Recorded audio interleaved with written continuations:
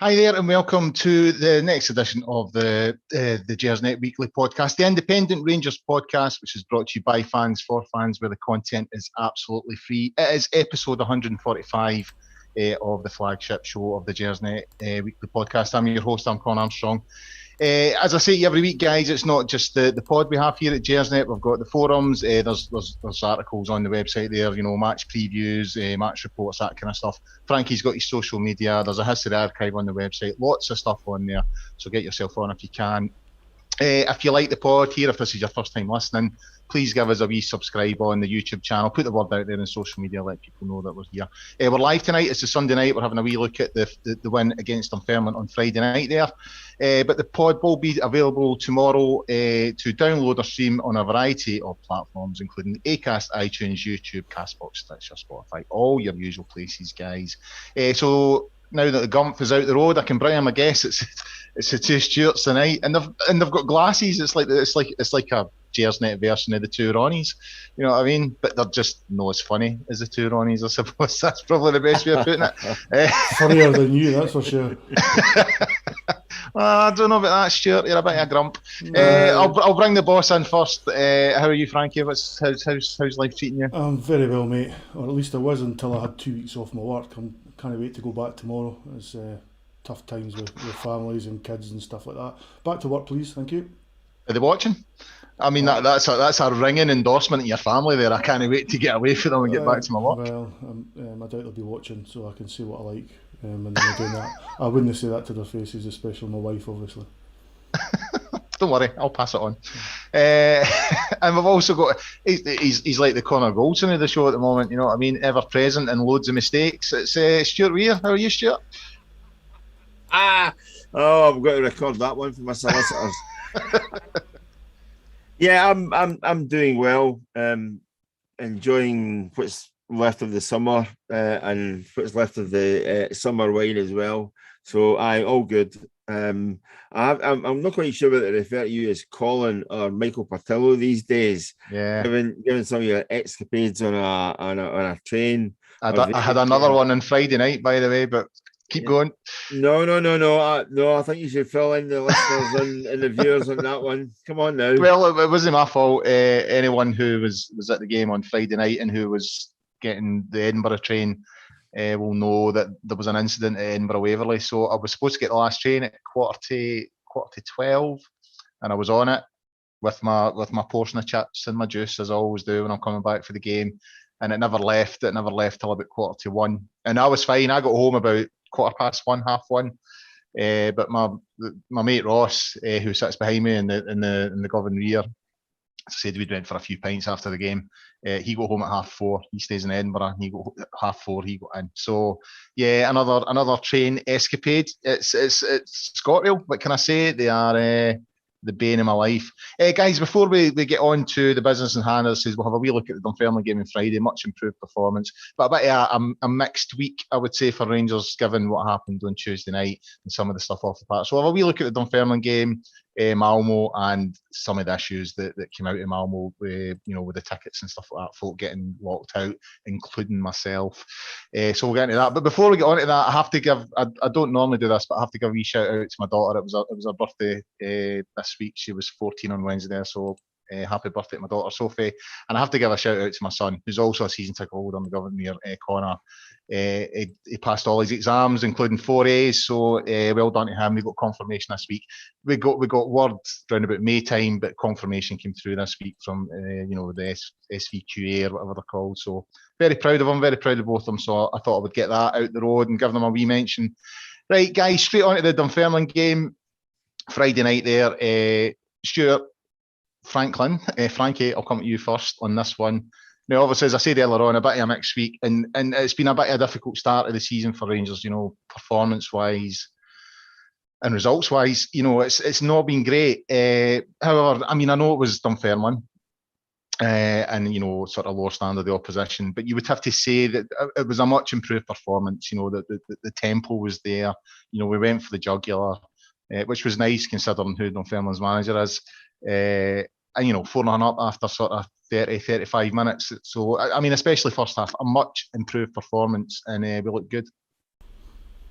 Aye, played very well actually, didn't we? I mean, it wasn't until the second half really things maybe dropped off a wee bit, understandably, but it was great to see a reaction to the Malmo defeat. I mean, we were all pretty downhearted. I mean, not just that game. Obviously, we've lost the last 3 games, so it was vital that we turned things around on Friday night. And I mean, when I seen it was the date, Friday the 13th, you kind of wonder what's going to happen in terms of if we turn up or no. But fortunately, we got off to the perfect start. Ironically, it was obviously Graham Dorrans that made a wee mistake, gave the ball away, but right away Bassey showed that he was well up for it. Great cross, great finish for Lundstrom, who came on to a game as well. And basically, I mean, I think the manager during the week had talked about playing a strong side, so that kind of thought made a few of us think that he was going to go with effectively a lot of the same players that let him down against Malmo, but he didn't change things fairly substantially again, and the guys that came in certainly took their chance. I mean, both the full-backs, Bassey and Patterson, were excellent. Lundstrom played much better and showed that he can be the player that we hoped he would be in terms of that sort of number 8, getting box to box. Kamara was excellent. Obviously, he would be playing 9 times out of 10, and I think the important thing now is we don't lose him. Not qualify for the group stage, perhaps the Champions League anyway. Perhaps might put a kibosh on that. But in terms of the rest of the team, again, Scott Wright, I thought the manager was quite clever there. I mean, Ryan Kent's had a bit of a nightmare so far this term. And Scott Wright's did well when he's played and scored goals, created stuff, and it was good to add some responsibility to his game, I think, by starting him and making him a key part of the side, and it was him that started well along with Roof. And I mean, if we can keep Kemar Roof fit, I mean, there's no doubt that guy's a player. He sniffs out chances, a good finisher, he's good in the air, he's not particularly tall, but he's good at scoring headed goals. Christ, he can even take a penalty kick, which has been a struggle for us lately. So all things considered, it was a good night. I mean, you've got to put it into context. Dunfermline were awful. I think that's fair to say. But you can only do what you can do yourself, and we took control of the game and gave them a right good doing, which was excellent. Sure. Frankie mentioned there, Lundstrom, and he has had, I think it's fair to say, a sort of difficult few games in his early sort of Rangers career. I mean, against Real Madrid in the first half, I thought he looked fairly sharp and fairly on it. But I mean, since then, I think he's looked slow. I think he's slowed us down at points, and he's just, especially in the Malmo games, I think he's looked well off it. But looked a bit sharper on Friday. Got the early goal, as sort of Frankie said there. Great cut back for Bassey. Good assist as well from Graham Dorrans. But I mean, a good finish. And again, I think through this whole conversation about Dunfermline, we have to take into context it was Dunfermline. They're managed by Peter Grant and they're honking. But we've as Frankie said there, we've still got to put the performance in and have that desire and put the levels in. And he there was definitely signs that he looked a bit sharper and a bit more on it on Friday night. I mean, as we said off air, or as I alluded to off air, I'd be interested to see what the message was from Steven Gerrard ahead of this game.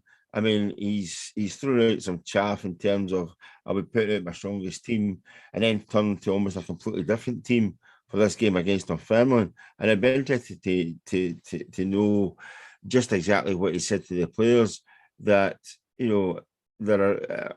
it could have been along the lines of, I want you to go out and give me a performance, or it could have been, I want you to go out and play this game because you could be playing for a starting place.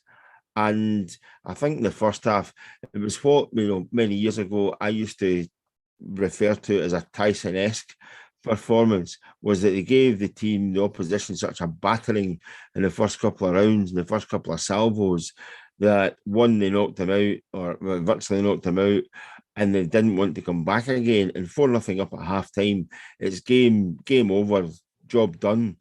And Dunfermline in the second half, it was a bit of a damage limitation exercise from them. They tightened things up to such an extent that Rangers found it difficult. But there were a lot of decent performances, as Frankie alluded to there. The two fullbacks in particular, I mean, that was something that was particularly pleasing to see. Sounding like Walter Smith there, but the two guys bombing forward and actually having an end product. I thought Bassey's cross, that was just a thing of beauty. The fact that he's curled it in, it's come away from the goalkeeper, and Hadji coming in at the back post. I think he had his eyes shut. And it was one of these ones, don't hurt me. But he got his head to it first and resulted in a goal. But I think that overall performance in the first half was actually one that I think that Rangers needed. And I do wonder if some of the guys that were omitted from that team after the Malmo fiasco, I wonder if they'd be sitting looking at that, thinking to themselves, actually, my place is up for jeopardy, or in jeopardy. I need to up my game here. I really need to start performing to the levels I was performing last season, rather than just thinking of a guarantee or a shoe-in to be picked for every game. Hey, Frankie, another one that I mean, I thought in the game on Tuesday night against Malmo, like me and my mate were sort of exchanging, predicted teams and all the rest of it. And I went for Stephen Wright on the sort of right-hand side of midfield with Aribo in front of him, because I just feel Tav hasn't had a great start to the season. And I think Wright would have offered, an attacking threat. Plus, he's capable of doing the work to protect Tav and cover him when Tav goes forward. And he never got it. And I think a few people felt that, not just on Tuesday night, that Wright's deserved a wee bit more game time and more starts than he's actually getting at the moment. So it was nice to see him start on Friday, and it was nice to see him get a goal. And I thought he took it well, because I don't think he was outstripping the boy initially. He had to sort of hold up, cut back inside, and gave the keeper the eyes and just put it in another corner. And it was really tough for him, because I think since he's turned up at Rangers, I mean, that's January he came here, I think he's done enough to deserve more starts and more game time than he's actually getting. Yes and no. I like Scott Wright. I think he was quite a clever signing. I don't think any of us knew a huge amount about him at Aberdeen, because he was probably more of a bit part player there than a first choice. But clearly he's pretty talented. I mean, he's 2-footed. He can find space. He's quick without being overly quick. I think he's actually quicker when he's on the ball, beating players, as opposed to a foot race. But he can take chances. I mean, his goal when he came off the bench against Livingston was an important one. I mean, we were struggling until then to break them down. I mean, we'll go on to how we've drawn them in the next round of the Premier Sports Cup. Everybody's happy with that, but again, it's not a penalty kick by any means. So we need to make sure we turn up for that. But I mean, back to Wright, I think he's fairly similar to Kent, and he's 2-footed. He can go either way, and that allows him to play across the front three as well. And it means we can replace Kent with him if need be. But at the minute, Wright's offering more than Kent, which is a bit of a surprise. So there's no reason why he needs to be dropped for the side. He has to start on Thursday.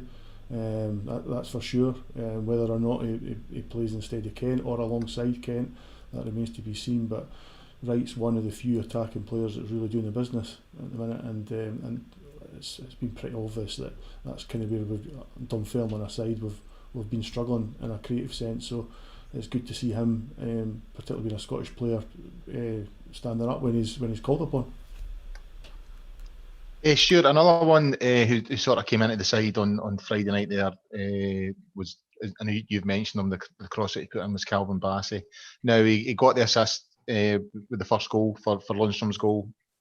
And obviously, as I said earlier on, Doran's had a wee bit of an impact in that as well with the loose pass. But, once he's in position, he still has to find them, and he done it. The second cross was, as you've pointed out, was a thing of beauty.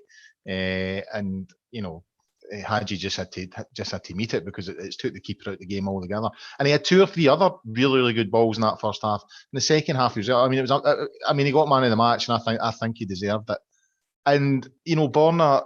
I'm not saying that Borna, should be dropped for the side and all the rest of it, and he's no use to us anymore. But it seems to me that, you know, in the Euros, he obviously had an injury, he didn't get a huge amount of game time during the Euros, you know, stop-start because of the injury. I think he looks like a player that's struggling for fitness at the moment. He doesn't look fit. So until he gets back up to his usual standards, because I do think Borna is our first choice left back. I don't think there's any doubt about that. You know, surely Bassey, I mean, I think he's shown now that he can be trusted in that position until Borna's up and running.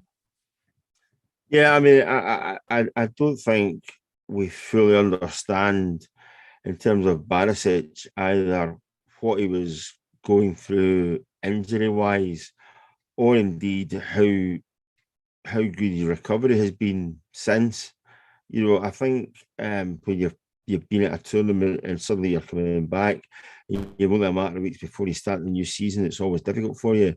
I think Bassey proved, you know, a more than capable deputy for him, especially domestically. Barisic would always be your first choice, but I think Steven Gerrard would always have assembled his squad looking for competition for places, and the fact that Tavernier on one side is under pressure from Patterson, and on the other flank, Bassey is the guy who's putting pressure on the guy who would be your normal first choice. I mean, that can only be good. I think Bassey as well.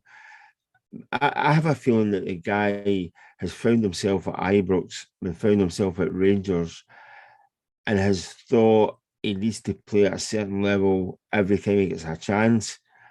You know, maybe that's true to some extent, but I honestly think he's tried maybe a bit too hard when he's come into the team, rather than just letting, you know, getting into the game and seeing what happens.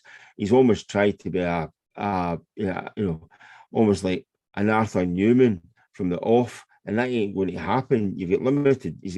I'm not saying he's got limited skills, but he's the kind of guy who I think makes the most of what he's got, and he should play to his strengths. I don't have any qualms or fears about him, you know, fulfilling a role for Rangers, especially after the other night there. And I know that you said, Colin, it's only Dunfermline. But it's only Dunfermline in a week when Rangers had lost to Malmo and confidence was, you know, probably quite low. So all in all, I think Bassey has ticked a few boxes there, and it was, you know, and again, it'll be interesting to see what happens next time out with Rangers, whether Steven Gerrard goes with Bassey again because of the performance he turned in, or whether he's desperate to get Barisic back. Frankie, another one that sort of came in on Friday night there. Now, he missed it the previous week. He obviously had a family issue. His son was in hospital, and, you know, it seems that situation is improving. So we missed him at Tannadice, I think. But I mean, Roof's 2 goals, especially the first one, obviously the second one's a penalty, as you said earlier on. Even that's been a bit of an issue for us recently. You know, we've missed a few. But I think his first goal especially, you know, the first touch is so clever because it just takes the defender out altogether, and then he's just got to sort of put the laces through it and hope it gets there, which it does. I mean, I'm a huge fan of Roof. I think he's, you know, I mean, his goals per game ratio is higher than Morelos, but I think the biggest issue with him is he's not robust enough. You know, he's in and out the team because of injury and stuff like that. But I think when he's in the team, he's such an intelligent runner. He offers so much. And I think, you know, avoiding injury, he could be a vital player for us this season. Aye, I mean, when he arrived, he had obviously been out for a while. He hadn't played a huge amount of football, and I think that's why in his first season last year he was sort of kind of struggling for time to time. He would appear. I think he started the season okay, then he got injured and then missed a wee bit, and then came back, did okay, got injured again. And I think if we need to try and keep him fit this year, and if we can do that, he's showed time after time how good he is and how important he is to the side. I mean, first and foremost, we need to score goals, and Morelos is our prime source of that.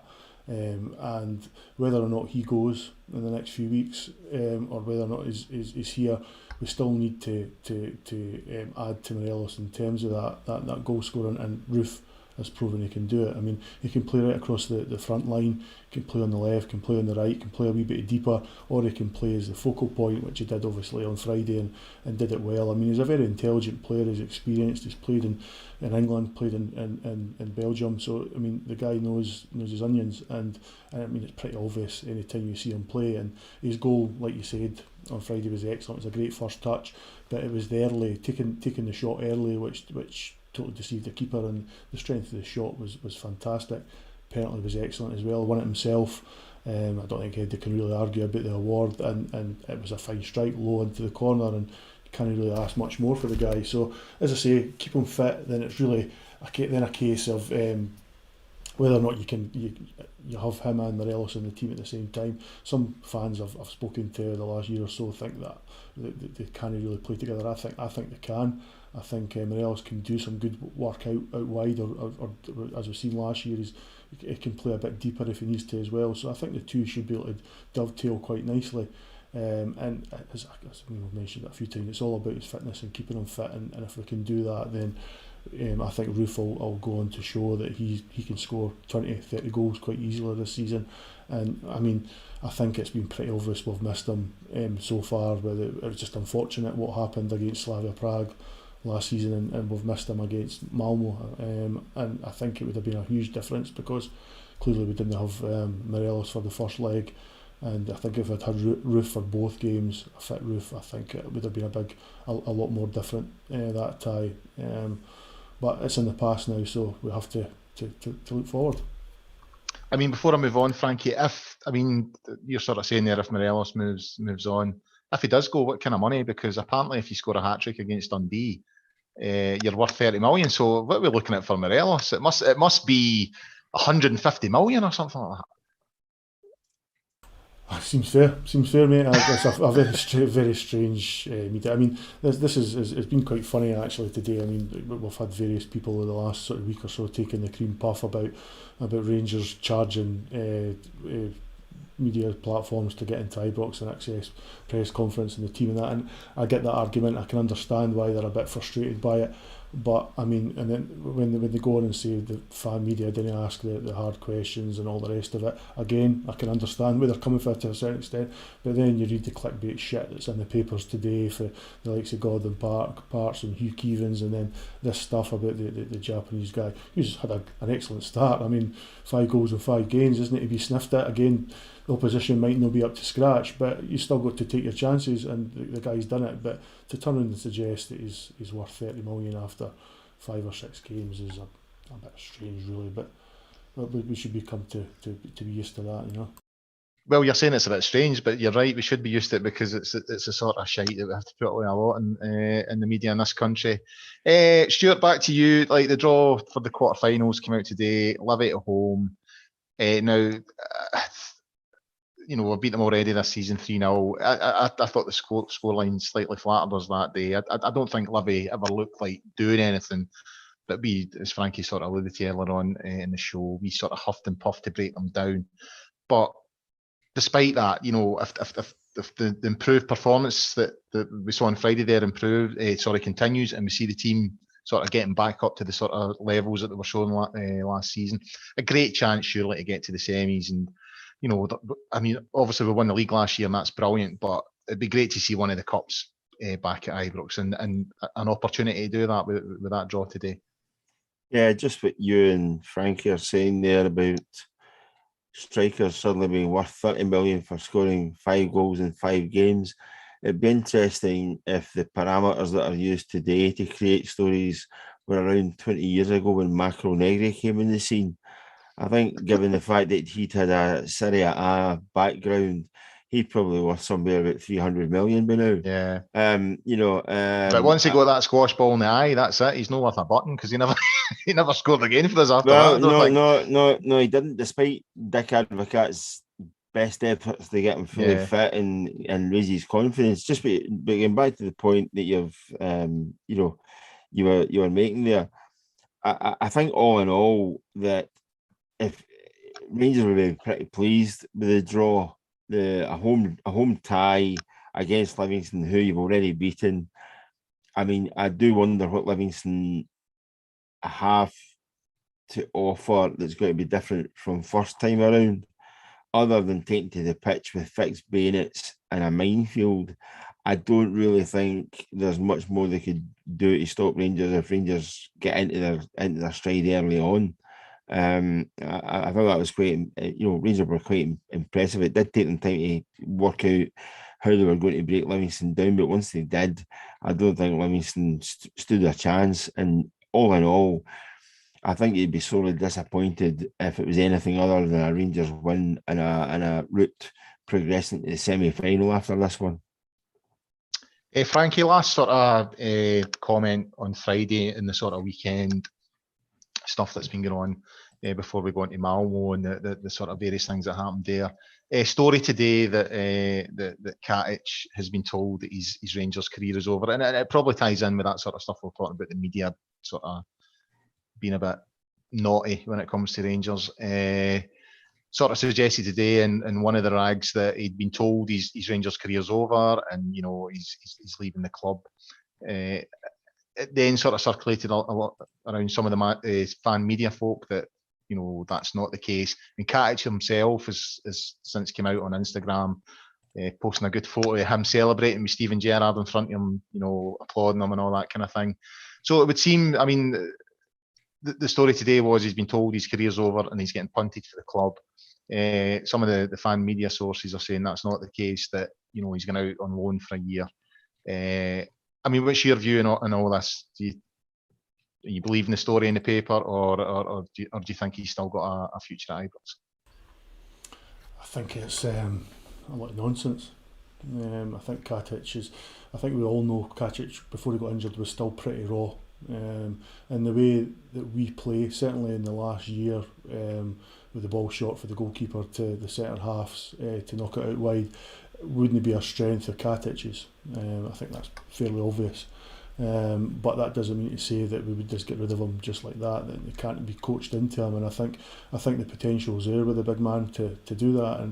And after a year out, it's got to take him a good while to get back up to speed fully.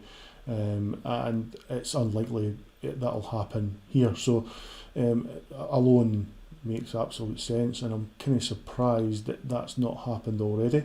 However, it also does make sense that we keep a close eye on his recuperation, and if that, he's been out for a year, and if it takes another 3 months to sort of get him into playing a wee bit more regularly through the B team or whoever, then that's fine. Maybe not so much 3 months, but to the end of this month, whereby then you can maybe offer him on loan somewhere and make sure he's getting games, and I think we can do that if you can get a year out of him, and then this time next year, then you can make the decision on his long-term future. It's up to him to prove that he's good enough to play for us. I think we moved Edmondson on, and he was a fairly decent player, but I don't think he was as good as Katic. We've played Jack Simpson a bit more often lately. I thought Simpson did okay towards the end of last season, and I think he's done okay again at the start of this season when he's played now and again and in the friendly games, but I don't think he's a better player than Katic either, even though obviously he's more of a left-sided player. And he offers that balance with Golson on the right side of the central defence. So there's opportunities there for these guys. Balogun, I like Balogun. I can see why we'll go to talk about Balogun when we discuss the Malmo game, obviously, but he's got his faults as well. So I think there's a future for Katic. Definitely not just now, possibly, and I think that's only fair and honest to say that. But I think in the medium term, I think he'll still beat the club, and I don't think we'll be looking to move him on just now anyway. But we'll certainly see this time next year. Sorry, Colin. I think the word that Stewart used there, balance, is an important one. In the case of Katic, you have got to weigh up and balance how you bring this guy back into the team or back into total fitness so he could actually play a part in the team, against where he does that. I don't think he's going to do that if he stays at Rangers. Therefore, I think a loan deal somewhere would actually make perfect sense. Again, reiterating what Stuart had said there, I think you're looking at somebody who I think is probably even in his best days, he might only have been 70% of the player that he could become. And I don't think that's the kind of player you should be saying he's injured, let's see what we can get for him and let him go. I think if he'd been fully fit, would still have been a mainstay. That Rangers defence.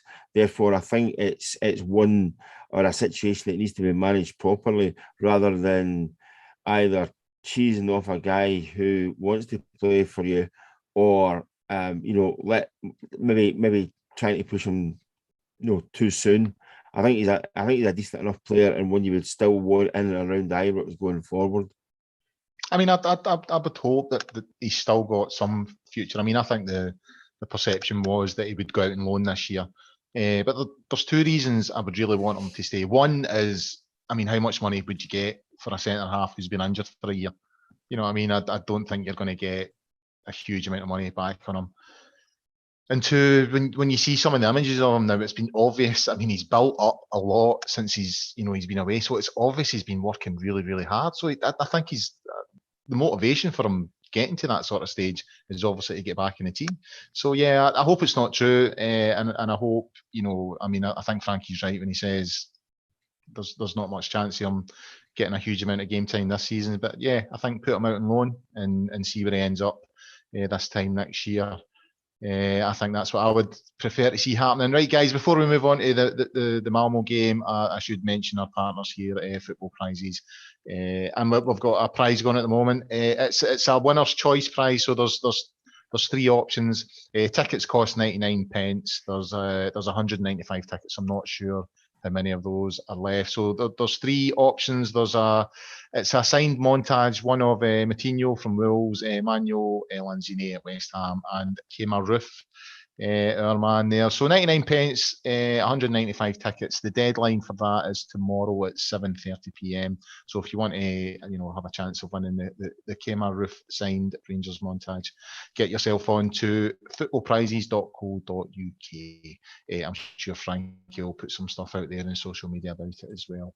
Right, guys, on to the shambles on and off the park on Tuesday night. Frankie, I'll come back to you first. It in one way it feels harsh that Rangers were out, because for long periods, it felt like they were in control. But in both legs, second half was way off, and on Tuesday night especially, the second half performance was atrocious, especially when you consider they were down to 10 men. The defending, especially for the second goal, was. It was so bad. It's hard to put any words. It was that bad. And then the lack of a reaction. It just seemed, Tavernier and Barisic just throwing sort of aimless balls into the box. We couldn't get through them. Don't get me wrong. Now, I believe Malmo are something like 14, 15 games into their season. I think you could tell that they were fitter, they were sharper, they were more organised. But I still think we should have had enough over the two legs to get past them. So a poor night overall. Aye, it certainly was. We started it well enough. First half an hour was good. You get the goal, and we're sitting pretty well. To be honest, I thought that they were struggling. I thought the fans were excellent. Manager asked the fans to turn up. They turned up in their numbers, capacity crowd pretty much, and the vocal backing was superb. And to say that first half an hour was fine. Unfortunately, end of the first half we started to struggle, and they came back into the game for whatever reason, and right on half time they get the midfield guy sent off, and you're thinking, wow. And I must admit, before the game I'd watched the Parma game. You'll remember that for 1989, and it was pretty similar. Obviously Fabio Cannavaro got sent off in that game, and we were 1-0 up, and you're thinking there's a lot of similarities here, and let's just hope we can go on and control the game in the second half, do nothing silly, and just see it out. Because I thought in the first leg, Malmo were out on their feet in the last sort of 15 minutes or so.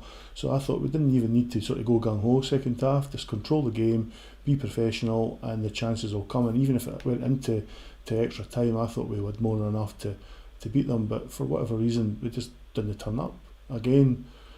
for the 10-15 minutes after half time. I mean, we did have one chance before they equalised. Morelos at the back post sort of blazed one over when it was quite a good opportunity actually, and that didn't seem to help our confidence either. And I mean, you're asking what happened. I don't know. I doubt the manager or his coaching staff could probably answer either. It's just the second goal in particular. I mean, for a throw in to leave that much space, and it's something Malmo have done as well against other teams. So not to be aware or to be ready for that happening was beyond a joke, to be honest. And it was such a big disappointment, and that knocked the stuffing out of the players, it knocked the stuffing out of the fans, and like you said, we'd really pretty much had nothing to offer after that. I mean, it did bring Hadji on and Sakala on to try and change things, but we didn't really change the way we played at all. We didn't go through Hadji. I mean, at the weekend, or Friday night against Dunfermline, we all seen what Hadji's capable of. It was the same against Livingston before he got injured. He's a great player at finding space in deeper areas. He can score goals as well, and he gets shots away, but we didn't really get him into the game at all against Malmo in that second half. When he came on, he probably wasn't entirely fit already. The bigger surprise was we didn't look to Cedric Itten. I mean, I don't think Cedric Itten's a Mark Hateley by any stretch of the imagination, but he is a bit taller and he is more of a focal point, and he is a player that can take the ball on his feet as well, and would have helped Morelos to a certain extent. Instead we put on Sakala, and Sakala I think is more a player that's got to try and get in behind teams with his pace, and by that time Malmo had 6 players sitting right across their 18-yard box. So it was a bad night for all, for the players, for the fans like yourself. Colin Manty got caught in that train incident that you talked about on Friday, and then obviously I don't think it was a great night for the manager or his coaches either. I don't think they reacted well to us going down 2-1, and Malmo were comfortable in the end, and all credit to them, because I thought they were a decent side. I don't think they were anything special across the two legs. I thought, as much as we didn't play well, there's an argument that we were harshly beaten. I actually spoke to Josip during during the week there, the Swedish journalist that was on the show last weekend or the weekend before, and asked him what he thought, and he agreed. He thought it was a very strange tie. He thought Rangers controlled it, but just seemed to lack that gumption and fell apart for twice for whatever reason in both games. And you can't afford to concede 4 goals against professional outfits, like well organised outfits like Malmo, and it's a real disappointment because it was such a good opportunity to go through. I think we're a better team than Malmo. I think we'll prove that hopefully in the Europa League again this year, but all credit to them, and it goes down as an opportunity missed, and it's just important now that we react positively to it. I noticed there's a couple of comments in the YouTube there about trying to move on and it's in the past now, and I agree with that. By all means, let's try and be positive and let's look ahead now, but it is important to look back and to see what went wrong and try and explain it. And I think you mentioned it, Colin. I think it's just games. I think it's just they've played so many games, they were just a lot sharper. Our players, for whatever reason, weren't quite sharp enough. Again, guys like Barisic looked, for want of a better word, a bit jaded. They not had a long enough rest. As much as he didn't play for Croatia too much in the Euros, he was always away training. We miss Kamara, we miss Roof. I mean, this is just excuses now, because we had more than enough in reserve to do the business, and we just didn't, unfortunately. And we can pick over the bones all we like, but it's now just a case that it's vital, incredibly vital now that we go through against Alaska and go into the Europa League group stages again, and hopefully show what we're about in there, because we're a much better team than what we've showed in the last 10 days or so, unfortunately. Sure. As we've sort of said, for long periods in both ties, Rangers looked in control, and it was just like brain freeze moments, and both happened in the second half. We've conceded 4 very slack goals, over the 2 legs. I think the 2 over there, the 2 over there, and the second goal at Ibrox were shocking, I thought. And as Frankie's alluded to there, we looked well off the pace at times. Players looked leggy, they looked slow, they looked kind of devoid of any idea, and even a wee bit of character. When they went 1-0 down in Malmo, I nipped upstairs to the toilet. I thought, right, I'll nip to the toilet. And when I came back down, it was 2-0. And it was just like, well, what happened there? And it's, there was that feeling that, too many big players, Golson, Tav, Borna, Lundstrom, as we mentioned earlier on, Arfield, Kent, looked well off it, So, one thing I would ask is have they prepared correctly for this? Has the pre-season and the preparations for this tie, because it was always viewed as vital, trying to get into the Champions League. Have they been correct? And should we be concerned by the drop-off in some of our sort of main players, the big players that we have? A couple of things. The reference that Stuart made there to Fabio Cannavaro being sent off at Ibrox for Parma. I was fortunate enough to have dinner with him for the return leg when he was suspended, and somebody said, "You'll be disappointed, you'll be missing this tie." And he said, yes, Rod Wallace dived, which I have to say, put a new perspective on the word dive, given the fact that I think it happened just above his knee when he took him down. If you want to sort of reduce this to the lowest common denominator, 6 minutes cost Rangers 30 million quid. That's, over 2 legs, Rangers switched off for about 6 minutes and it's cost them 30 million quid. And that isn't good enough at this level. I don't think Malmo are a fantastically good team, but over 2 legs, they played better than Rangers did. And that's all it takes to put you through into the next round of sort of qualifying matches. And it was a sore one for Rangers. And I think sorer still will have been the fact that Steven Gerrard won the league title with Rangers last year, but in so many areas and among so many people, especially south of the border, his stock has risen, not because of what he's done in terms of the league title, but because of what Rangers have done over a number of seasons in the Europa League. And they have beaten better teams than they faced against Malmo over 2 legs. And Rangers have performed better. And I think that'll be the biggest disappointment, that for no reason whatsoever, Rangers are suddenly going to sleep over 2 ties, and it proved extremely costly. I think there were a number of players that didn't really perform, didn't turn up for whatever reason it was. I don't know if the pressure got to them, a full house at Ibrox for the second leg. I know some people will say, no, that's not the case. But Rangers were winning 1-0 and the opposition were down to 10 men. If you can't handle that situation, questions have to be asked of you, your ability and your mentality. And I think that's something that these guys have to go out over the next 2 matches in the Europa League, and they have to correct it. Yeah, I mean, I've heard the crowd thing. I'm not convinced. I just wonder if it's I think we performed at such a level last season that the only game I can really remember being a huge amount of pressure on us, certainly in the league, was the Motherwell game. That game in December, and we dug it out. I just think we were at such a level last season that we never faced any real pressure or any questions. And whereas this time we have, and that's what I question. I don't know if it's the crowd. I just think it's the pressure of the occasion, and I also think that I'm not convinced that the preparations were ideal for this. I think some players were away for the Euros. Obviously Morello was away for the Copa America. And I think a lot of our players looked a bit leggy and a bit off it and not at their usual standard. So I'm hoping it's just a blip and we'll get to that usual standard again, because I think certainly the Rangers team of last season and the season before in the Europa League, I think in Gerrard's first season we had a couple of, it was a good run, but we had a couple of bad results here and there. Young Boys springs to mind. That was a game we should have won.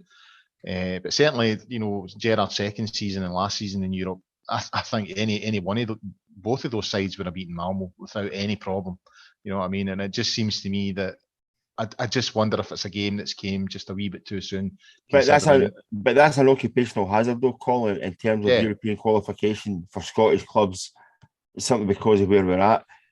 where Scottish football is at just now is entirely for the last 5 seasons down to what Rangers have done in terms of coefficient points. And anybody that says otherwise, they're just kidding themselves on. So you're looking for a performance from Rangers, and I wholly take on board if you've got guys playing at European Championships and whatever it might be, or coming back from injury. But as I say again, that is an occupational hazard. You cannot sign players who then become good enough to fulfil their commitments at international level, especially at European Championships, and then complain when you don't have these guys back for the first day of the season. These things happen, and you have to accommodate. And I think, as I said before, it's wholly frustrating, totally frustrating in terms of what Rangers haven't done this season, given that they've put the roots down over the last couple of years in terms of their European performances. I think, Steven Gerrard with the left Ibrox the other night there, totally bewildered and totally bemused at how a team can basically almost forget what it takes to win in Europe. I have to say, they did it against Dundee United in the first day of the season. It was almost like, we're Billy Big Bollocks. All we need to do is turn up here. We're champions, and you'll roll over and we'll beat you. And that's not the case. Rangers have got a target in their back domestically, but in European competition, I think Rangers should have had at least a level of performance in them to beat Malmo over 2 legs. Yeah, I would agree with that. And the fear is, as you say, it's pretty much down to Rangers where Scotland are in terms of the coefficient. Next season, the winners of the SPFL go straight into the group stages. The opportunity this year was to get into the Champions League, get that money and strengthen and go again, and then win the league, and then you're in another year. The worry is now, the fear is now that all that work, all those routes that we've put down, that Celtic are chucking money at this league this season. It's obvious, they're trying to sign players. The worry is that they do enough to win the title this season, and then they're the one that get the benefit of all the work that we've done, in terms of the coefficient points. But that won't happen. I'm sure it'll all be good. I'm sure we'll get there. Frankie, sort of on that topic, what is the sort of financial implications of that defeat on Tuesday night? Are we going to see 1 or 2 go, or can we see it out for one more season? It's a difficult question to answer, and Tom Miller on the Rangers commentary always talks about sticking and twisting, and it is now a card game. Do you stick with the squad that we've got and say we've got enough to go and win this league and qualify, or do we gamble and spend, I don't know, the best part of £10 million to bring in 1 or 2 more players to supplement the squad? It is a difficult question to answer, because you've lost a possible 30 million by going out against Malmo, and at best you're probably going to get about half of that in the Europa League, and it's still not guaranteed at this stage that we're going to qualify for that group stage. So it doesn't matter if you sign person A right now, because they're probably not going to affect that playoff game. So your risk is you're taking just now. So I don't think Wendy's going to arrive until after those 2 games, and at that point, do we have to sell a player or 2 players? Again, the argument will be yes, because you can't continue to rely on equity from existing shareholders. It just doesn't work like that, and as Rangers supporters all know all too well, over the last 10 years we can't afford to take financial gambles, and that's where we are right now. So we can't take umbrage if we sell a player. The problem we've got is, which player do we sell? Who's interested? I think Gerrard said at the weekend that they've not had any serious bids for any of our players, so right away there isn't a huge amount of liquidity in the transfer market either. So are we going to get a big bid in for players? Who for? Porto's obviously interested in Morelos, but I think we've made it clear that the minimum we're wanting to accept is 20 million. The problem is now we're in a weaker position in terms of negotiating that. Kamara, I think he's got 2 years left on his deal. I mean, I think Kamara's a fantastic player. I think he showed it in a fairly weak Finland team at the Euros, and I think Kamara will be on the list of every scouting team in Europe that has a bit of money. I think he can play anywhere for any team. I think he's genuinely got that ability. The problem is we only spent £50,000 on him, so there won't be very many teams that we want to say, well, we'll take him for 20 million. I mean, I don't know what his contract is just now, but I doubt it's going to work out around about those kind of sums. So unless he signs a new deal, then you might be lucky if we get 15 million for him. I mean, we're only speculating when it comes to cash. Kent's another one. Kent we spent £7 million on. He'll be on a decent wage, and we'll be looking to, I would have thought, triple what we spent on him. And I think last season Kent showed exactly that he's worth at least that. Unfortunately, so far this season he's showed the opposite. So again, you're kind of in a weak position in terms of negotiating. So we're in a difficult place, and it's not easy to try and find solutions. And I don't envy the guys in charge. I don't envy them in terms of, as I say, do you stick, do you twist? I mean, do you sell 2 players? I mean, if you sell Morelos and get £20 million, who are you bringing in to replace them? Because last season we signed Ruth and Itten. I think Ruth's done well, and I think Ruth can be the Rangers' number 9 for want of a better phrase, but I don't think the manager trusts Itten. I think that's pretty obvious. I mean, and I feel a wee bit sorry for the big man. So do you move Itten on? Do you persevere with him for another season? But it still means you have to bring, if you do sell Morelos, you have to bring in another striker, because I don't think Sakala is going to be your number 9 either. So there's a lot of questions on that front in the financial sense, and it's just a huge blow that we didn't manage to make it this summer into the Champions League group stage. Now we just have to make sure that we soften that to a degree by beating Alashkert, and if we can win this league this season, then it's a huge boost, obviously, but it is also a huge risk if we go and spend money that effectively we don't have and can't guarantee until such a time that we've won our 56th title. Right, on to matters off the park, Stuart. Now, as Frankie sort of suggested there, I was one of them. Thousands of supporters locked out on Tuesday night there. Absolute chaos at my turnstile. It was chaos. I would say 1 in every sort of 4 or 5 people, their smart cards weren't working. Some of them were pulling out their phones and showing their email confirmation. Still couldn't get in. Me and my son never got in. Told initially to rejoin the queue for the turnstile, which was huge, and to try again, which I wasn't going to do. And I says, well, I'm not going to do that. Then told to join the queue for the ticket office. Now the queue for the ticket office stretched from the ticket office at the Broomland Road stand, at the far end of the Broomland Road stand, to pretty much not far off where the old Rangers shop is on the corner of Copeland Road there. So there was no danger. I was doing that. The game had kicked off. There was no danger. So we just came home. We managed to get home just in time to see Malmo go 2-1 up, which was lovely. The club issued an email through the week there, which I have to be honest, pissed me off all the more with the whole situation, because it sort of apportioned a fair amount of blame on the supporters affected. And I have to say that, I think the club are quite quick at, taking money when it, from people's accounts when, the draws are made. So I got an email for the Malmo game saying, yeah, that's us taking the money, your card's been activated. I got one same for the Dunfermline game.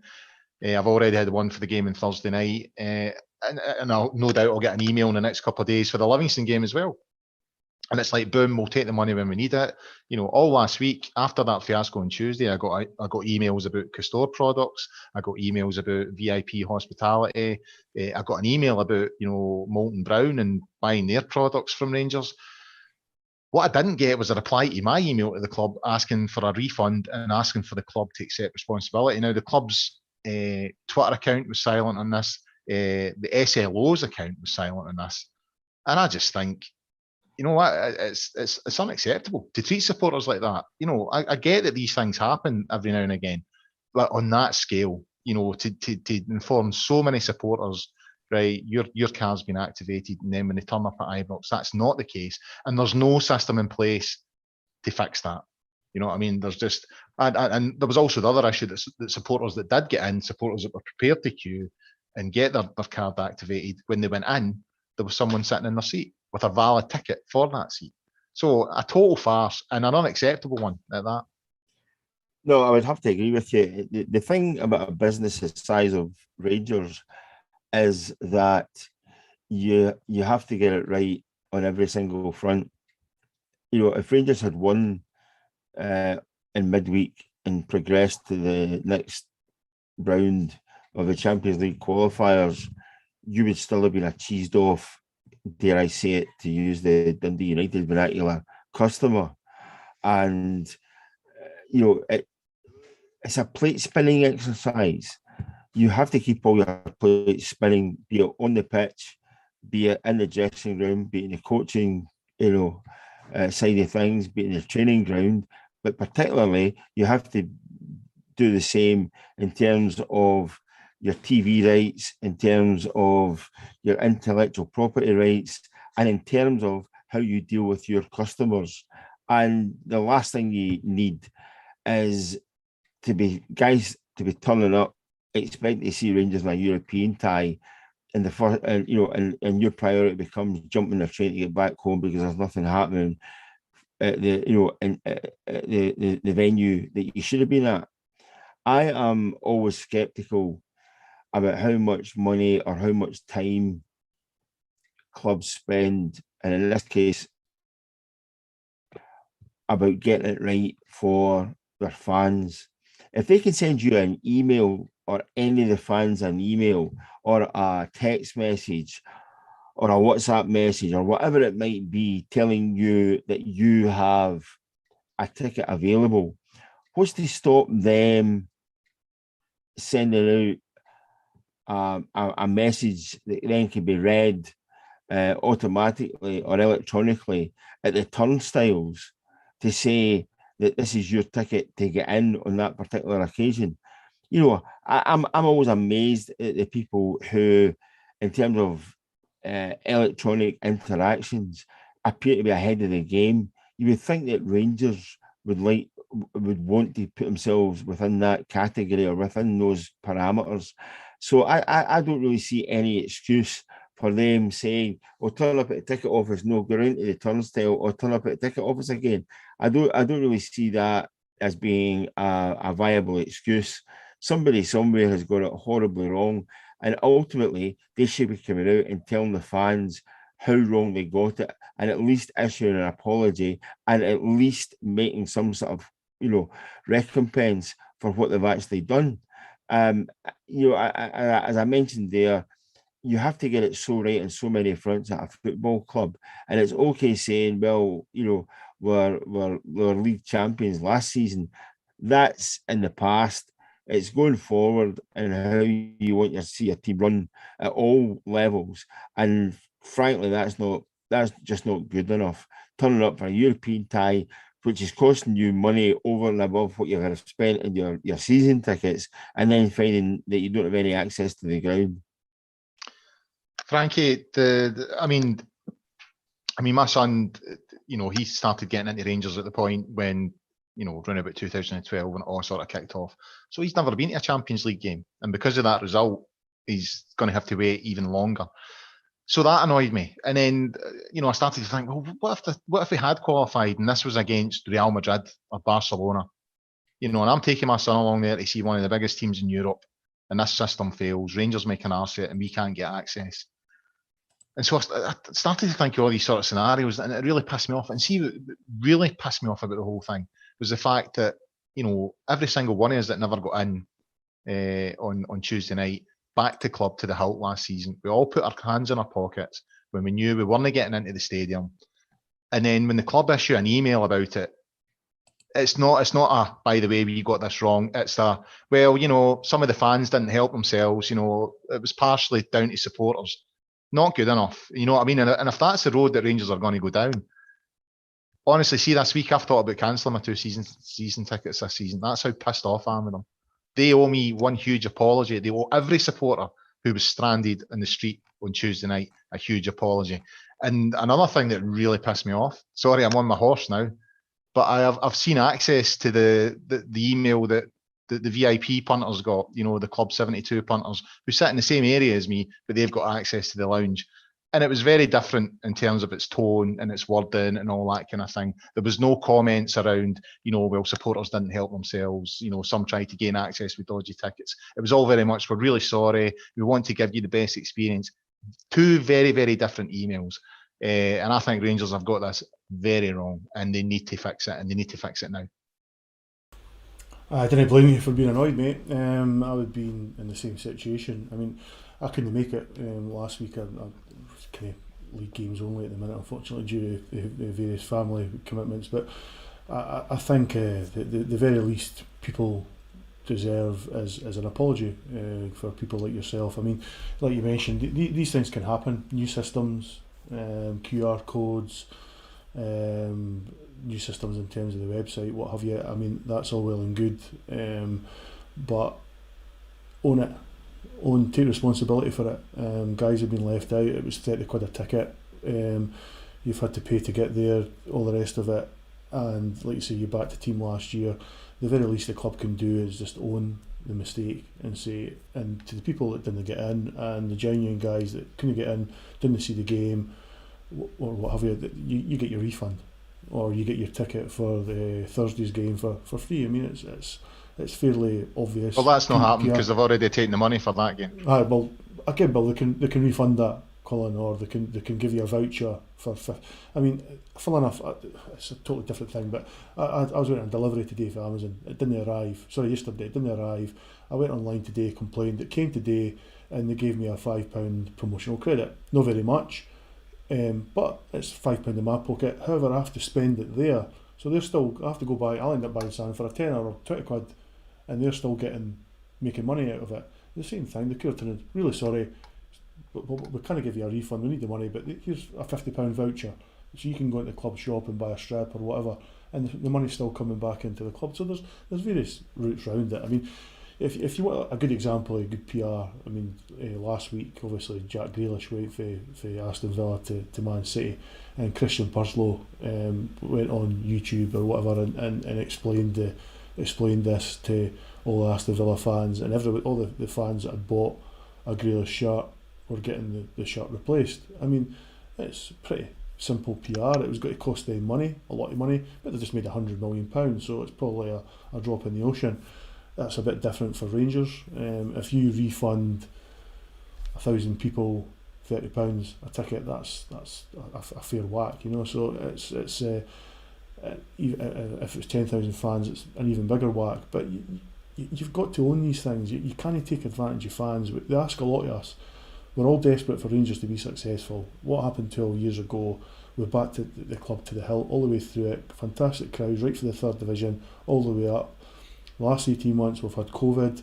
We all bought season tickets last year. No refunds asked. We just yourself, you had the issues with Rangers TV. Many more people did as well. Still, we're not asking for refunds, we just want to put our money into the club, and that's fantastic, but you cannot extract the proverbial when it comes to folks' loyalty. It isn't fair. You wouldn't do it, another company wouldn't do it, and Rangers want to be seen as a top-class European club, and that's great. I want to see Rangers as a top-class European club. Well, they've got to demand that right through the club, not just for the players and for the manager, but for their staff right through. And I feel sorry for the guys in the ticket office. I don't know if some of them are still on furlough, but I think there's less than 10, possibly even less than 5 that are working there just now. You can't even get through on the phone, but they want 50,000 people to attend a football match and you can't contact them by phone. I mean, how does that work? I mean, one of my old pals that goes to the game with me, he's in his mid-70s.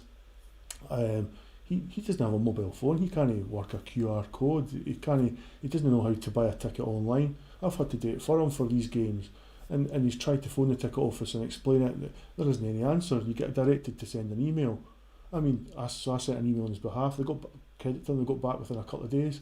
But this shouldn't be happening. He's lucky enough to have me, a pal, to help him. There's other old boys and old women that will not have that option there to them. So we need to be a bit more thoughtful, a bit more proactive, own up to mistakes, and people are understanding enough, and I think I think that's pretty obvious that Rangers scored their own goal last week, and that's bad enough when we've went out to Malmo. That's the most basic.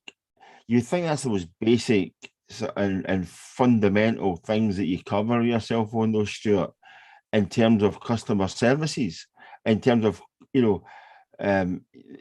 if you're a customer of Rangers, and I use the word, and kind of semi-advisedly here, if you're a Rangers fan and you're spending the amount of money that you do in season tickets, you are entitled to the same respect and the same type of consumer experience if you were spending that money buying a Sky package or various items on Amazon or whatever it was. The fact that Rangers basically just go silent on this one isn't really what you're looking for as a fan. You're looking for somebody to actually say, we got it wrong. And for a great many Rangers fans, that would have been sufficient. The fact that they've actually almost like hidden in this one, yeah, we got it wrong and we know we got it wrong, but we ain't going to break cover and we ain't going to lift our heads above the parapets here, makes them more of a target than they had or they would have been had they admitted their mistake. And for Colin's right. If you're taking your laddie along a football match, he will be somebody who, if he becomes a Rangers fan, will be spending money in the future to buy his season ticket and maybe even his son or daughter's season ticket as well. So the last thing you want is a wee boy going home being totally cheesed off because he hasn't seen Rangers and his dad saying, I'm never going to buy a ticket again from Rangers. It's a knock-on effect. And ultimately, I mean, everybody, what Rangers have been through in the last umpteen years should be a warning from history about how wrong you can actually get it. And you should not take the fan base for granted, especially in an incident like this. Yeah, that's what I would say. I mean, let's see, at the end of the day, see, when it comes to a relationship with a football club, as a supporter, I know the love is fairly one-sided, right? And I think all supporters accept that. We love our club more than they love us, right? And that's kind of the way it is, and we accept that. But there's a line, you know what I mean? And I think it's been crossed a couple of times of late. And I'm not going to give up my season tickets. That was anger. I'm an addict. I'm a football addict. I'm particularly when it comes to Rangers, I'm an addict. And I've also got sentimental reasons for not giving up the seats that I have. But it crossed my mind, and that's probably the most damning thing I can say about the club is it crossed my mind. So hopefully they'll listen to the fans that have been affected by this. They'll come to their senses and they'll make the right choices and the right decision, because I do. I think it's poor. I think the supporters have got behind the club over the last year when they knew they weren't going to get access to that ground. It would be good if the club could repay that at this particular moment, because it wasn't as many as 10,000, but it was a lot. You know what I mean? And it would be good to see them reach out and just fix this. That's all we're asking. We're not asking for a lot. Just fix it. That's it. Okay. Right, guys. Looking at the time, we've kind of run over a wee bit there, so I'll sum it up there. Big thanks for watching, and a big thanks to the two Stewarts there for their contributions. Great stuff from them as always. We'll try and get the two Ronnies. I could think of another thing, but I'm not going to go there. Right.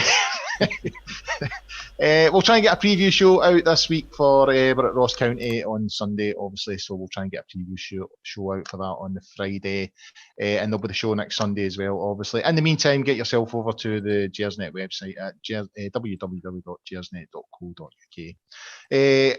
Guys, until next week, and enjoy your week and all that kind of stuff, and bye for now.